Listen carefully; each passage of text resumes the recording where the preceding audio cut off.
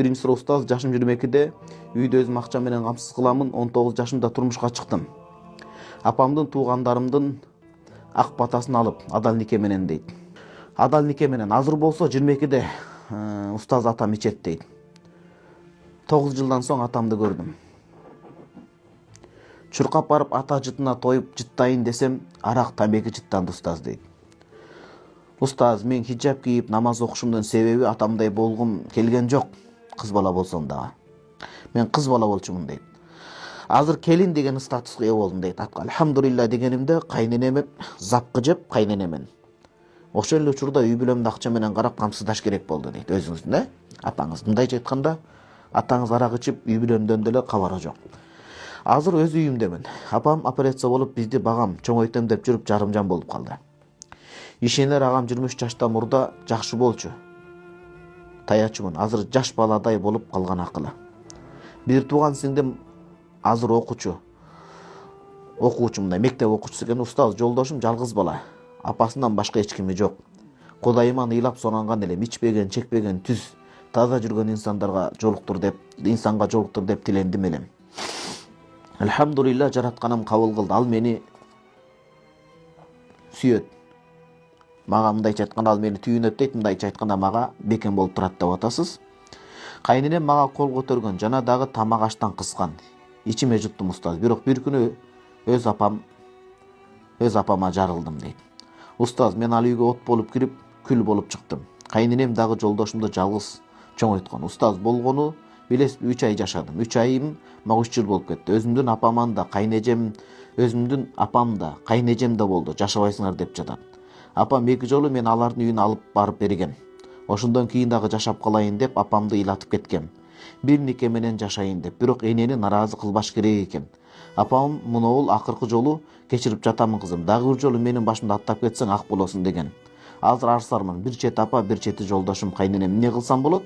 Акыл насаатыңызды айтып жооп берип коюңуз. Жанан устаз, атамдын номерин берейин дейт.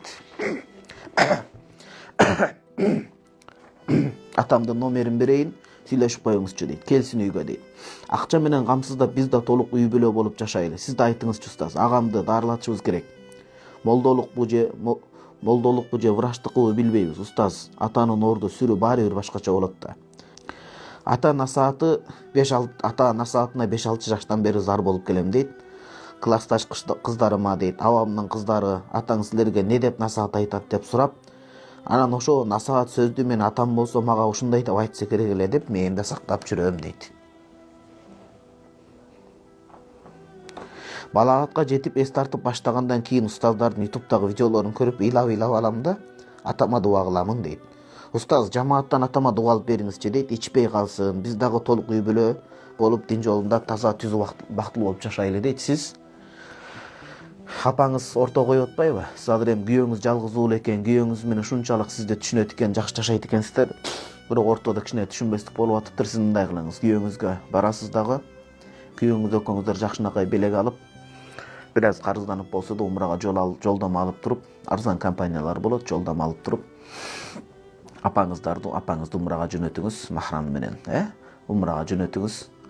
Апаңыз ыраазы болсун. Антип ортого койгон жакшы эмес. Анткени апаңызды кечейин деп диги жерде жалгыз кайненеңизди таштаңыз, ошентип ыраазычылыгын алыңыз. Ал ыраазычылыгын берет буюрса өзүңүздүн апаңыз. Анан күйөөңүзгө жакшы аял болуңуз дагы, кайненеңиздин туура эмес айткан сөздөрүнө, эми жалгыз кайненеңиздин ордуна өзүңүздү коюңуз. Сиз акылдуу кызсыз, карындашымсыз, акылдуу карындашымсыз. Кайненеңизди апаңыздай жакшы күтүнүңүз дагы.